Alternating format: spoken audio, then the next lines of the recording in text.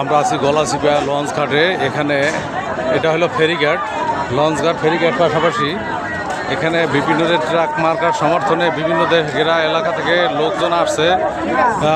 নির্বাচন 12ই ফেব্রুয়ারি vote, truck মার্কা সারাদিনে ট্রাক মার্কার ভোট হবে। কিন্তু বিষয়টা হলো যে বিপিনুরের যে গণজোয়ার দেখতেছি, এমন কোনো বাড়ির লোক নাই যে এখানে না আসছে।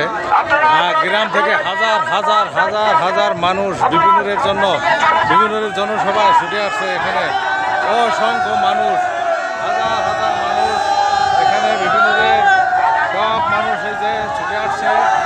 হ্যাঁ, এরা গলাচিপা আজকে শেষ জনসভা, এরপর আর জনসভা নাই।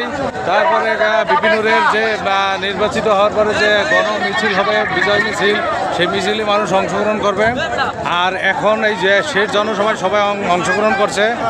আমি সরাসরি আপনাদেরকে এই গলাচিপার যে লঞ্চ ঘাট ফেরিঘাট থেকে আমি আপনাদেরকে দেখাচ্ছি।